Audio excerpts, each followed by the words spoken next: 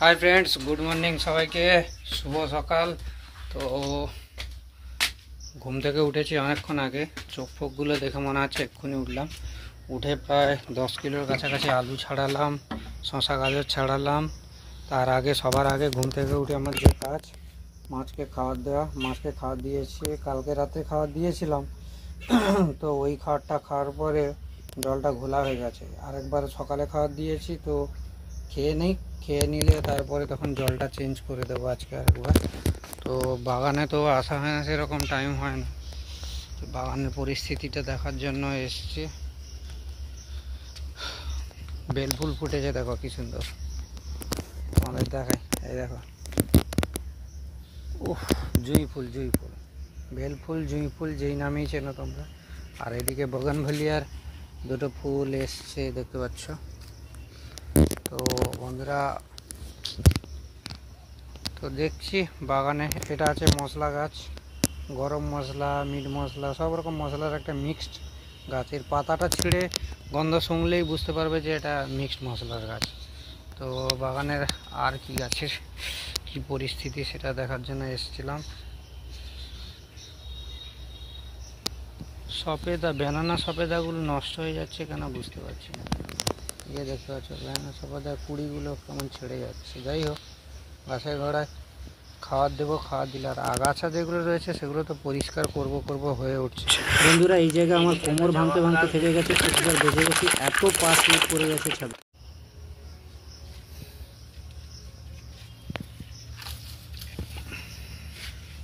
ছাদে খুব স্লিপার হয়ে গেছে, এক্ষুনি পড়েই গেলাম। তো এই জবাটা দেখতে পাচ্ছ, তো জবাটা কেমন তোমরা অবশ্যই কমেন্ট করে জানিও। জবা ফুলটা কেমন ফুটেছে। আর এগুলোর আপডেট অবশ্যই দেবো পরপর করে।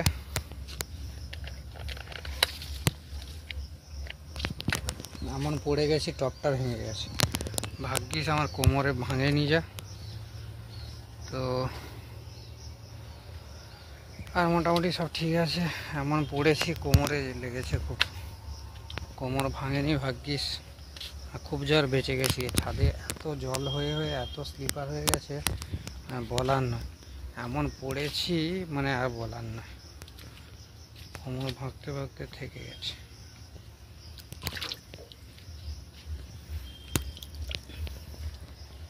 যাই হোক, তো মাকে বলেছিলাম চা করতে। মার যেহেতু আলু, শশা, গাজর ছাড়িয়ে দিয়েছিলাম, তো চা করেছে। তো চা বিস্কিটের মজাটা নেই। তো তোমরা সঙ্গে থাকো আর ব্লগটা লাস্ট পর্যন্ত দেখতে থাকো, খুব ইন্টারেস্টিং হতে চলেছে, এটাই বলবো। আর সকাল সকাল এই থালকুনি পাতা খেলাম। বললো থালকুনি পাতা ভালো, উপকারী। আমি বললাম ঠিক আছে দাও, যা দেবে চলে যাবে, আর কি আছে। তো বন্ধুরা, চোখে মুখে জল দিলাম, ফ্রেশ এলাম। ঘুম থেকে উঠেই কাজে লেগে গেছিলাম। কেননা আমি বলছি আজকে তাড়াতাড়ি আমি হেল্প করে দিচ্ছি, তাড়াতাড়ি করে করো সব, যাতে স্কুলের টাইমে যেন মানে খুব তাড়াহুড়ো হন্তসন্ত হয়ে না করতে হয়। তো ফাইনালি চা চলে এসছে, বিস্কিট। তো আমি চা বিস্কিট খাই, তোমরাও সকাল সকাল চা বিস্কিট খাও। আর দেখা হচ্ছে আবার কি করছি সেটা শেয়ার করবো তোমাদের সঙ্গে। তো লাস্ট পর্যন্ত দেখতে থাকো, আরও স্পেশাল কিছু কিছু জিনিস দেখাতে চলেছি। তো অবশ্যই সঙ্গে থাকো, দেখা হবে।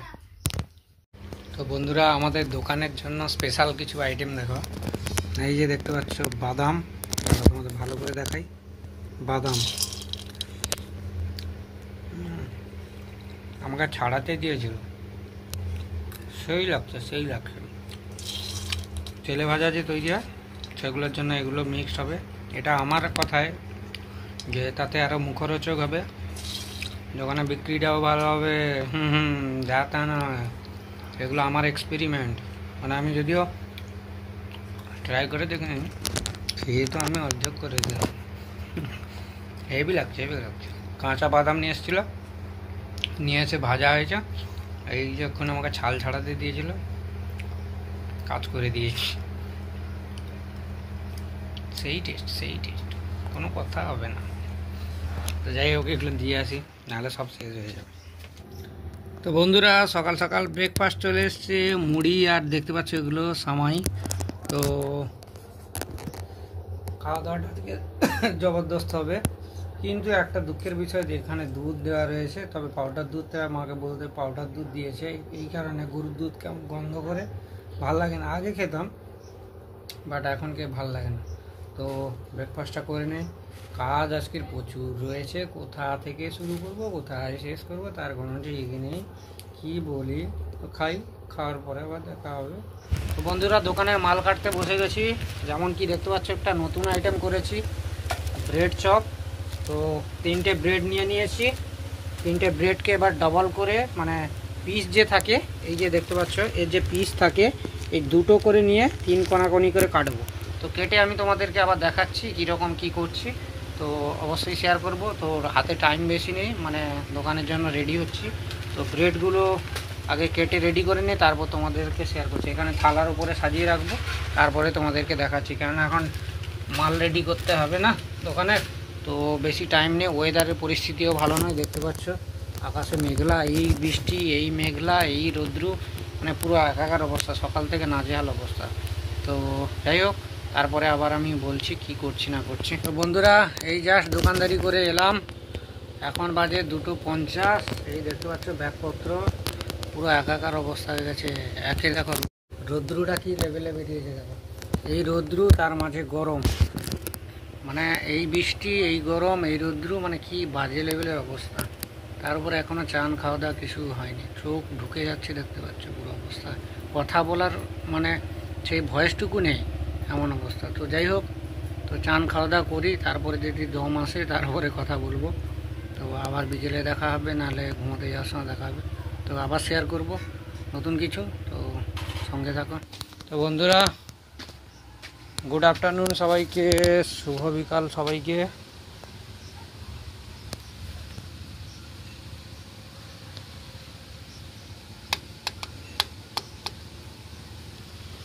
শুভ বিকাল সবাইকে।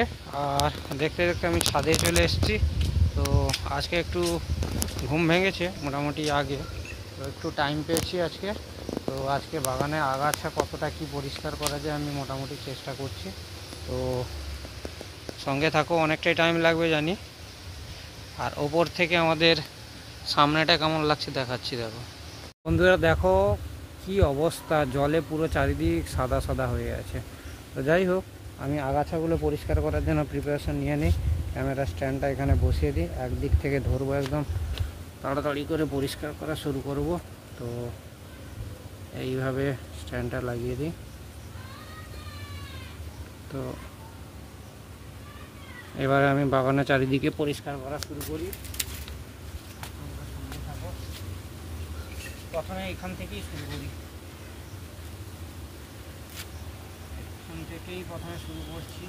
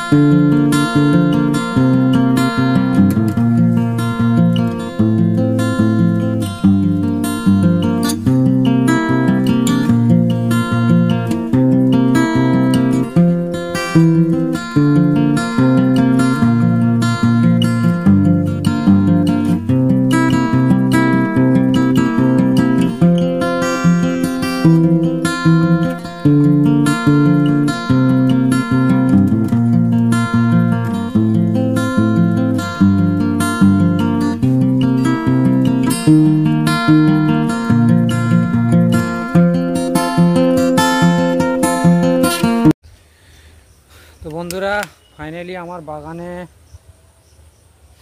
2-3টে ভিডিও বানানো ছিল, হয়ে গেছে। আর আগাছা পরিষ্কার করেছি, দেখো কতগুলো, ট্রেতে কিছুটা ছিল, আরও কিছু পরিমাণ পরিষ্কার করেছি। এই দেখতে পাচ্ছ, এই যে দেখতে পাচ্ছ তোমরা, এই যে গোলাপ গাছের গোড়ায়, লঙ্কা গাছের গোড়ায় যতটা পেরেছি করেছি কিছুটা কিছুটা। তো সবথেকে খুশির খবর হচ্ছে এটাই যে নীল জবার গাছ, নীল জবা মানে যেটা বেগুনি জবা বলি, তো ফাইনালি আমার বেগুনি জবা গাছের কুড়ি চলে এসছে। দেখো, এই যে তোমাদের ক্যামেরা ক্লোজ করে দেখাচ্ছি, দেখো এই দেখো, প্রায় দীর্ঘ 6 মাস পরে আমি গাছটা নিয়ে এসে লাগিয়েছিলাম। দীর্ঘ 6 মাস পরে এই ফার্স্ট গাছে কুড়ি এসছে। তো আমি এতটাই এক্সাইটেড, আমি বলে বোঝাতে পারছি না। তো যাই হোক,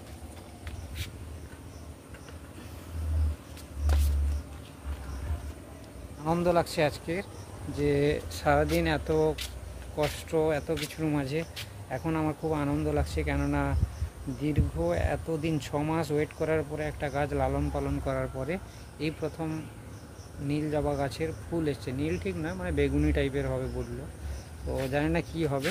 তো যেটা হবে ফুটলে অবশ্যই তোমাদের সঙ্গে শেয়ার করব। আর এদিকে দেখো ড্রাগনের এগুলো দেখো, পুরো আমি যেরকম চেয়েছিলাম সেরকম হয়েছে। এদিকগুলো পরিষ্কার করে ড্রাগনগুলো আস্তে আস্তে দেখো এখান পর্যন্ত ছিল, ঠিক আছে, এখান পর্যন্ত ছিল, তারপরে নতুন যে ছেড়েছে এটা নতুন উঠেছে, এটাও এখান পর্যন্ত ছিল, তারপরে স্টেপটা নতুন উঠছে।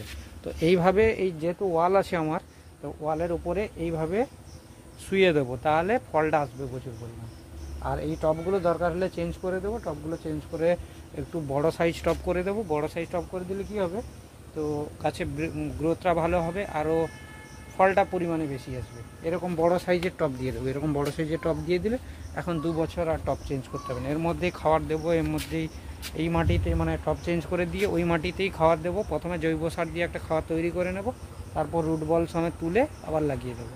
তো দেখা যাক কী করা যায়। আর যদি আর একটু টাইম পাই, বাগানে যেমন একটু টাইম পেয়েছিলাম, একটু কাজ করেছি, আরও বাকি আছে, যেগুলো বাকি আছে একদিনে তো সম্ভব নয়, তো সব কাজটাই মেনটেন করতে হয়, বাড়ির কাজও করতে হয়, এটাও করতে হয়।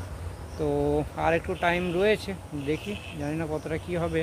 তো নিচে গিয়ে ভাবছি আমি যে নারকেল চুবড়িগুলো দিয়ে আমি যে ধুনো দিই, তো রোজ রোজ মানে কাটতে সমস্যা। তো বন্ধুরা, নারকেল চুবড়িগুলো কাটতে বসে গেছি। এইটার উপরে রেখে কাটবো, দেখি কতটা কি কাটতে পারি। তাড়াতাড়ি করে করতে হবে, নাহলে টাইম নেই।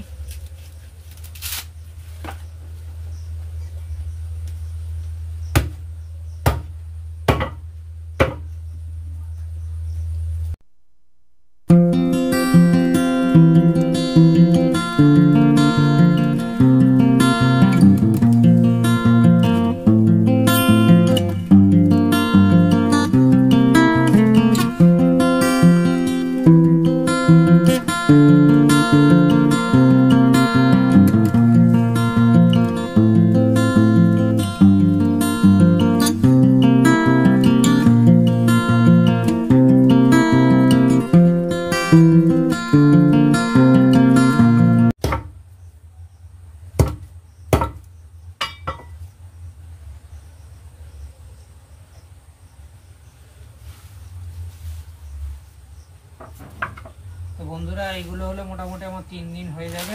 তো মাঝে শনিবার পড়ে যাচ্ছে, শনিবার দিন বাকিগুলো কমপ্লিট করবো। তো এখন এই পেপারের মধ্যে এগুলো ঢুকিয়ে নেই, তো কেন আবার দোকান নিয়ে যেতে হবে এক্ষুনি। তো ব্যাগ ফ্যাগ গুছাই রেডি করি।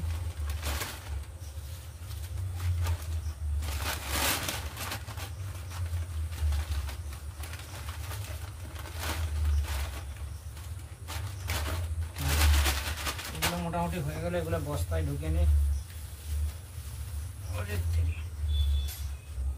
তো বন্ধুরা, আমি দোকানের জিনিসপত্রগুলো রেডি করি, তারপর আবার তোমাদের সঙ্গে দেখা হবে। বাড়ি এসে পুজো টুজো করে তারপর দেখা হবে। তো সঙ্গে থাকো, লাস্ট পর্যন্ত দেখতে থাকো, তো দেখা হচ্ছে আবার। তো বন্ধুরা, এই জাস্ট মাকে নিয়ে এলাম, ফ্রেশ হলাম। আর দেখতে পাচ্ছ আলু, আমি আগে থেকে আলু ছাড়িয়ে রেখে দিয়েছি কালকে দোকানের জন্য। তো সকালে উঠে যাতে তাড়াতাড়ি জিনিসগুলো করতে পারি আর বেশি যাতে কষ্ট না হয়, তো সেই কারণে তো আলুগুলো এখন ধুয়ে রেখে দিচ্ছি ভালো করে, কেননা সকালে তো টাইম পাওয়া যায় না, জানো আর মুড়িও প্যাকিং করে নিয়েছি আজকে, তো সকালে যাতে চাপ না হয়। সকালে উঠে মা আলুগুলো কেটে যেটার জন্য লাগবে তো সেগুলো রেডি করে দেবে। তো দেখতে পাচ্ছ আলুর যে পুরো নোংরা ফোংরা যা ছিল সব বের করে দিয়েছি। এবার আলুটাকে ছেঁকে ভালো করে ঢেকে রেখে দেব। সকালে উঠেই মোটামুটি আলুর কাজটা শুরু করে দেবে। তারপর দেখা হচ্ছে তোমাদের। তারপর বাবা আসুক, বাবা আসেনি এখনও, খাওয়া দাওয়া করবো, তারপরে ভিডিও এডিট করব, তারপর ঘুমাবো। তো যাই হোক, আজকে ব্লগটা কেমন লাগছে তোমরা অবশ্যই কমেন্ট করে জানিও। আর চ্যানেলে নতুন হলে যদি মনে হয় সাবস্ক্রাইব করতে ইচ্ছে করে, একটু ভালো লেগে থাকে তো অবশ্যই সাবস্ক্রাইব করবে। তো দেখা হচ্ছে পরবর্তী এক ব্লগে। আর বাবাকে সকালে বলেছিলাম যে পুকুরে মাছের খাবার দেওয়ার জন্য যে আমি গোবর নিয়ে এসেছিলাম, সেই গোবর আর 1 কিলো সর্ষে খোল, 1 কিলো বাদাম খোল একটা মিক্সড করে 2-3 দিনের জন্য রেখে দিয়েছিলাম। 2 দিন হয়ে গেছে, ভালো মোটামুটি ভালোভাবে মিক্সডগুলো হয়ে গেছে, ওটা মানে পুকুরে দেওয়ার উপযোগী হয়ে গেছে। তো বাবাকে বলেছিলাম আমি তো দোকান নিয়ে যাচ্ছি, আমি টাইম পাবো না, তো তুমি এক কাজ করবে 1 বালতি পুকুরে ছিটিয়ে দেবে, 1 বালতি জাস্ট। তো তারপরে 1 বালতি জল ঢেলে আবার বড় ড্রামটা, যে নীল ড্রামটা আমার ছাদে থাকে দেখেছো, ওই ড্রামে রেখেছি। কালকে আমি তোমাদের অবশ্যই শেয়ার করব। তো দিয়ে দিয়েছি, মানে মাছ ছাড়ার আগে আমি প্লান্টনটা যাতে পুকুরে তৈরি হয়ে যায়। আর ব্রিডিংটা করব বলে হয়ে উঠছে না, এই দোকান এই এটা সেটা করে।